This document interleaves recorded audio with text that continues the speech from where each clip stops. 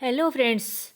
आज हमारा टॉपिक रहेगा राज्य के नीति निर्देशक तत्व, जिसके अंतर्गत संविधान में इसे शामिल क्यों किया गया। सभी महत्वपूर्ण अनुच्छेद जैसे 36 से 51 तक है नीति निर्देशक तत्व। मौलिक अधिकार और नीति निर्देशक तत्वों के बीच क्या अंतर होता है, सभी महत्वपूर्ण तथ्यों के बारे में जो क्वेश्चन बनते हैं, आज उन्हीं क्वेश्चनों के बारे में हम चर्चा करते हैं। तो उनमें हमारा सबसे पहला क्वेश्चन होगा कि संविधान के किस भाग में नीति निर्देशक तत्वों का उल्लेख किया गया है। नीति निर्देशक तत्वों का उल्लेख है वो कौन से भाग में किया गया है, तो भाग 4 में नीति निर्देशक तत्वों का उल्लेख किया गया है। संविधान के कौन से अनुच्छेद में नीति निर्देशक तत्व वर्णित है, यानी कि कौन से अनुच्छेद में, यानी किस अनुच्छेद से लेकर किस अनुच्छेद तक है वो नीति निर्देशक तत्वों का उल्लेख किया गया है। तो अनुच्छेद 36 से 51 तक नीति निर्देशक तत्व का उल्लेख मिलता है। राज्य के नीति निर्देशक तत्व कहाँ के संविधान से लिए गए हैं, तो राज्य के नीति निर्देशक तत्व है वो आयरलैंड के संविधान से लिए गए हैं।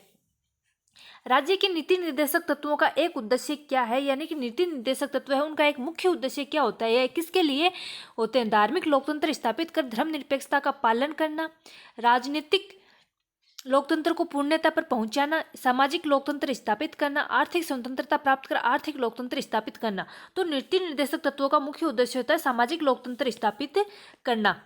पुरुष और स्त्री सभी नागरिकों को समान रूप से जीविका के पर्याप्त साधन प्राप्त करने का अधिकार किस अनुच्छेद में वर्णित है, यानी कि पुरुष और स्त्री को समान रूप से कार्य प्राप्त करना, यानी कि वो कौन से अनुच्छेद में वर्णित है, तो अनुच्छेद 39 में है।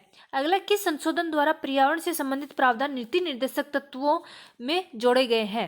पर्यावरण से संबंधित प्रावधान है वो कौन से नीति निर्देशक तत्वों द्वारा नीति निर्देशक तत्वों में जोड़े गए हैं, कौन से संशोधन द्वारा, तो 42वें संविधान संशोधन द्वारा नीति निर्देशक तत्वों में पर्यावरण से संबंधित जो प्रावधान है वो जोड़े गए हैं।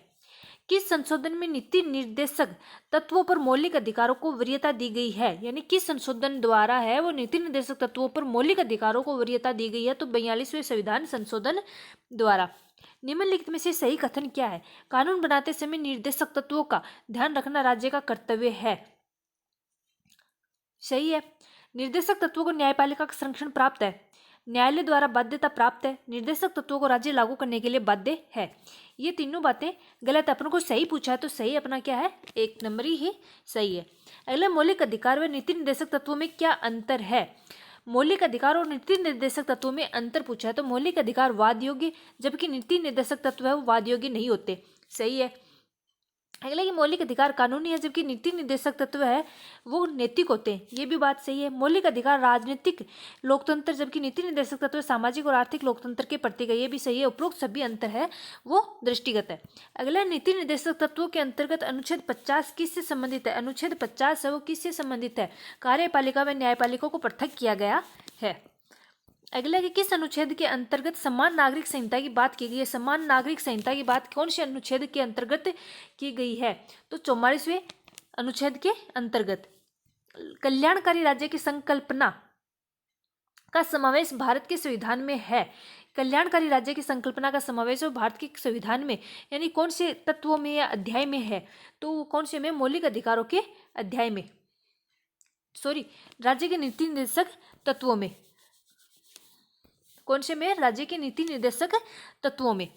अगला है कि निम्न में से कौन सा राज्य के नीति निर्देशक तत्वों में निहित है, यानी कि कौन सा ऑप्शन है वो राज्य के नीति निर्देशक तत्वों में निहित होता है यानी सम्मिलित होता है। अपराधों के लिए दोष सिद्धि के संबंध में संरक्षण, प्राण और दैहिक स्वतंत्रता का संरक्षण, अल्पसंख्यक वर्गों के हितों का संरक्षण, पुरुष और स्त्रियों दोनों को समान कार्य के लिए समान वेतन हो। राज्य के नीति निर्देशक तत्वों में पुरुष और स्त्रियों दोनों को समान कार्य के लिए समान वेतन हो, यह नीति निर्देशक तत्व है वो शामिल किया गया है अनुच्छेद 40 के तहत। अगला है कि निम्न में से कौन एक राज्य के नीति निर्देशक सिद्धांतों में सम्मिलित है। नीति निर्देशक सिद्धांतों में शामिल कौन सा है इसमें से। राज्य देश के पर्यावरण के संरक्षण तथा संवर्धन का प्रयास करेगा, ये है शामिल। अगले क्या है कि राज्य किसी व्यक्ति को कानून के समक्ष समानता से मना नहीं करेगा, ये नहीं है। राज्य किसी व्यक्ति को उसकी धर्म, कुल, जाति, लिंग अथवा जन्म स्थान के आधार पर प्रभेद नहीं करेगा, ये भी नहीं है। अस्पृश्यता का प्रवर्तन, ये भी नहीं है। अपना 1 नंबर है वो सम्मिलित है, नीति निर्देशक तत्वों के अंतर्गत आता है। अगला कि भारत के निम्न में से किसके अंतर्गत पंचायती राज प्रणाली की व्यवस्था की गई है। पंचायती राज प्रणाली की व्यवस्था किसके अंतर्गत की गई है, तो राज्य के नीति निर्देशक सिद्धांतों के अंतर्गत पंचायती राज की व्यवस्था की गई है। अगला है कि निम्न में से कौन एक राज्य का नीति निर्देशक तत्व नहीं है? नीति निर्देशक तत्व नहीं है। मद्य निषेध, गौ संरक्षण, पर्यावरण संरक्षण, 14 वर्ष की आयु तक के बच्चों को निःशुल्क शिक्षा। 14 वर्ष की आयु तक के बच्चों की निःशुल्क है, ये एक नीति निर्देशक तत्व नहीं है बल्कि मौलिक अधिकार है। अगला कि बंधुआ मजदूर अधिनियम संसद ने पारित किया था। बंधुआ मजदूर अधिनियम कब पारित किया गया? तो बंधुआ मजदूर अधिनियम है वो कब पारित किया गया? 1976 में। निम्न में से कौन सा राज्य का नीति निर्देशक तत्व है? नीति निर्देशक तत्व कौन सा है? समान नागरिक संहिता, प्रेस की स्वतंत्रता, धर्म की स्वतंत्रता, विधि की समक्ष समानता। तो समान नागरिक संहिता ये नीति निर्देशक तत्व है, बाकी तीनों है वो अधिकार है।